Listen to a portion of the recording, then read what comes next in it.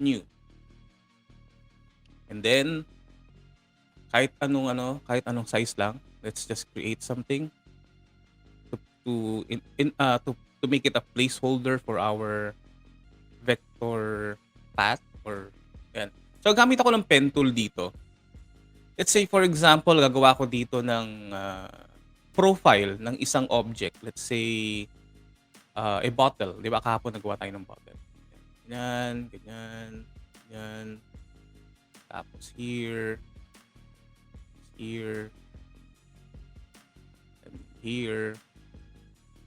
The error that I had kahapon is that Photoshop needs, nasanay kasi ako sa Illustrator eh. So I'm not making excuses, pero nasanay ako kahapon, nasanay din ako na lagi kong ginagamit is open path sa Illustrator. Yun ang kaibahan. Pag kayo ay nasa Photoshop, pag mag-create kayo ng 3D objects using this, sa Illustrator kasi kailangan open eh. Dito closed dapat. So ang gagawin nyo, gagawa kayo ng profile using this.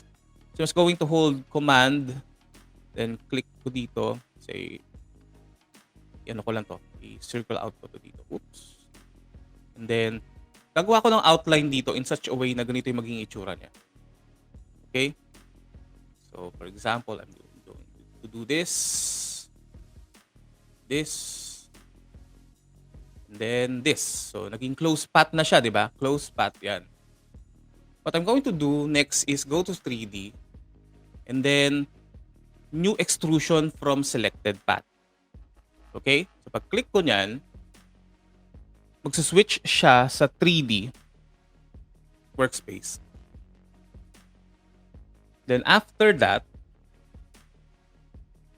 meron na akong profile dito. Kahapon, kaya ako nagkakamali, kasi nakalimutan ko na naman yung idea na dapat siya ay... So as you would see here, meron akong profile dito. Itong profile na yan ay gagamitan ko ng the following techniques. So as you would see here sa aking properties, kaya importante dapat nasa loob kayo ng 3D workspace. Dahil dito nyo siya ikokontrolin. So nakapag-create ako ng profile dito, pupuntahan nyo yung deformation axis dito sa gilid. Okay. So itong deformation axis, you have to really specify na dapat nasa right side siya. Okay? So ito yung right side ninyo, ito yung pinakagitna ninyo. So i-click ko to. And then ang orientation niya would be deforming on this side. Okay. So ang next niyan is that you just have to click this, yung deform. Pag-click natin yung deform, you have to adjust this. Let's say for example, baguhin natin yung extrusion depth. So, hahaba yan. As you would see, humahaba siya.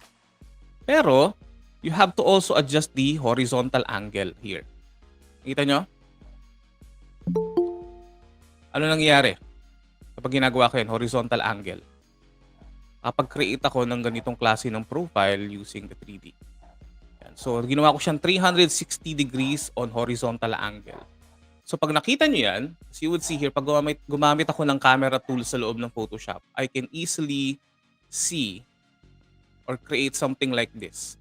Kaso nga lang yung loob is that may butas siya sa ilalim dahil sa mali yung pagkakagawa ko ng profile dito.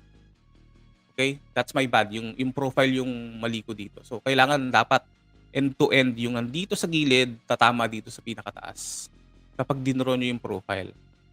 Okay? And most commonly naman, hindi naman nakikita palagi yung ilalim. Lagi naman nakikita dito or sa taas. Okay? And then, check nyo dito yung... pag check nyo dito yung mga controls such as... Tanggalin ko muna ulit ito kanina para ma-explain ko lang sino. 180 lang gagawin natin muna ngayon. And then, pag check natin yung twist, makikita nyo kung ano mangyayari dito. On the end of this... Medyo bumagal. Nakita nyo kung ano nangyayari kapag nag-a-adjust ako dito ng taper tsaka ng twist. Kakaroon siya ng ganitong klase ng effect. Pero if you want to go crazy about this, pwede nyo gawin. Okay, pwede nyo gawin. Pero it's not recommended. As you would see here. Zero natin to. Okay? Yan yung kahapon na dapat na-demo ko sa inyo na maayos. Yan. And then, After this, gawin natin ulit siyang uling gawin natin siya uli na 360. Gawin natin 360 ulit. 360. Maging buo na siya. And then let's make this twist. Ano pa yung twist natin kanina? Sino man nakakaalala ng degrees nito? Yung taper pala ang problema ka. Sorry. Oops. Balikan ko. Gawin ko siyang hindi 0. Alam ko kanina 20% lang ata. Sige, undo ko lang. Undo. Undo. Para mabuo natin yung tamang profile niya. Ayan. 89 pala yung kanina. Ay, 100 pala. Okay. Tapos gawin natin ulit itong 360. 360.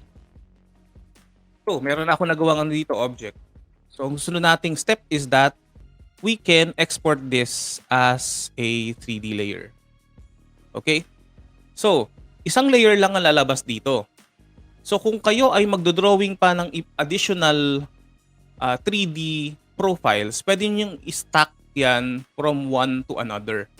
Okay? Pwedeng maraming layers kayo ng 3D na nandito na pwede nyo pagsamasamahin na ginawa nyo lang sa Photoshop. Pero in our case, gawin natin siyang wavefront OBJ. Save natin to.